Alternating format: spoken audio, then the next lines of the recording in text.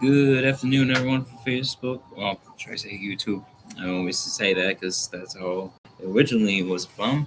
I am here coming to you guys live for a very special blog event as I am going to discuss about one of the games that I just finished the other day, PRAGMATA. I could have done that yesterday, but I had to do a little short, small karaoke tribute to all those who have recently lost. So without further ado, let's get into it. So Prime Meta has to be my game of the year of 2026. It is really good. I felt like really connected with the characters. I felt like I can be a father figure to Diana. I it made me cry every single time I played. The last 14, I think it was 14 or 15 different parts episodes on that.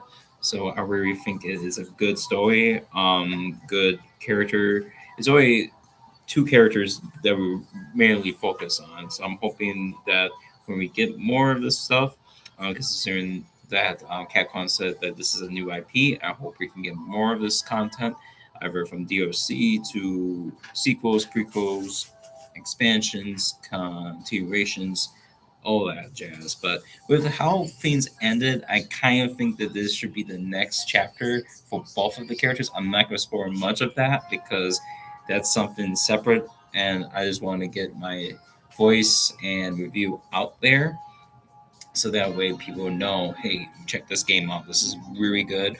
It might not be like how I explained with Expedition 33, which is my favorite game of last year's, but it's definitely my top contender for this year. If it wins, it wins. If it doesn't, it doesn't. But I'm hoping that it gets at least one or two rewards this year because it was really good. Maybe really connect with the characters, maybe emotional throughout, and made me want to actually. I mean, I've always wanted to be a dad since I was, I don't know how long ago, but and if I was to be a dad, I would want to protect that little one as much as I wanted to with Diane in game. It's just so good. It is so well thought. Capcom nailed it, and this is their year basically. Instead of I call it the game of the years, I call it the Capcom game of the years because Capcom's on beast mode right now.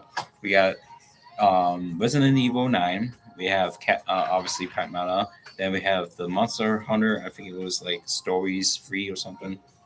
Then of course, Yoshima, Way of the Sword was another one that is released, and we have the upcoming Resident Evil movie that's coming out next month or two.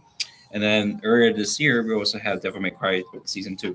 So there's a lot of material that Capcom is going to win in certain categories, and I feel like three of those games that I just mentioned are going to be game of the year. Either that be Way of the Sword, Pragmata. Me personally, think for me, and Resident Evil 9. But it seems like Resident Evil 9 might be the kicker.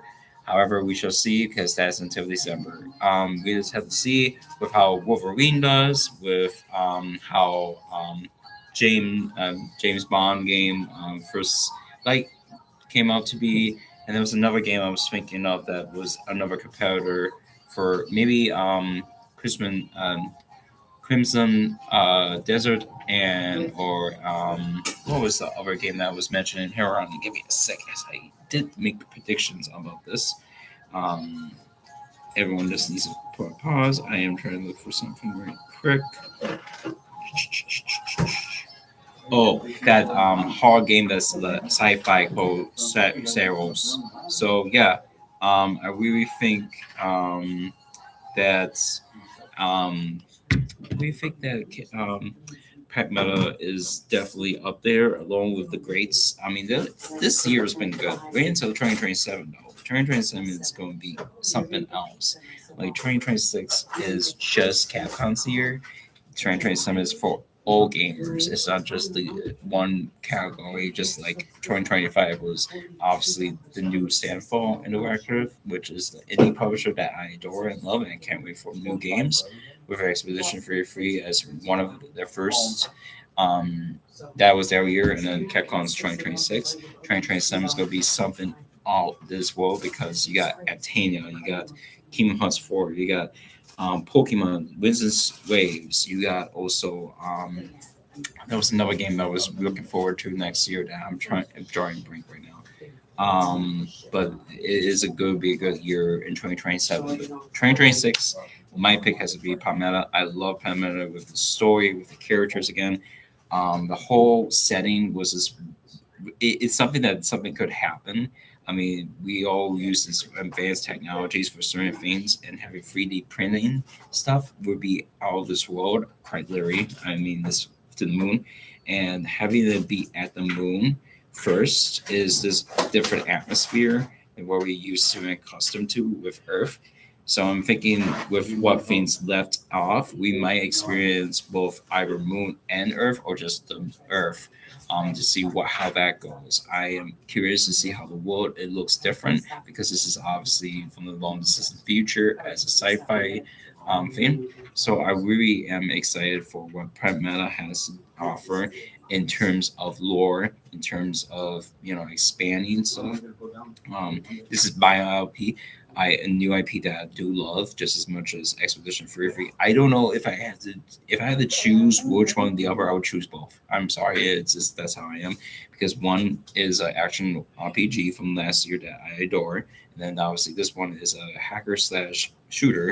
And I don't dig into shooters, guys. I hate shooters, but this is the one game that I do like that I can get addicted to and actually recommend to people like, hey, check this out. If you like shooters or you don't really care much for shooters as I do, try that out. That's why I tell people who play Expedition Free, if you're not into RPGs or you would like either one would like Expedition Free. Now for the story, people, if you really are heartless and don't have much of emotion to certain things, then I don't know how what else to tell you because these are story driven games. Most and not only story driven but also character driven. I like character driven stuff. I mean, most of my books and stuff that projects I make is all about characters. Yes, there's a story behind it, but it's the character stuff for fun. If I go and make you a character in front of you, I want you to feel what they're feeling, how they are expressing, how they're, doing, how they are just going through the emotions and going through the day and what's the obstacles or the shortcomings as per se.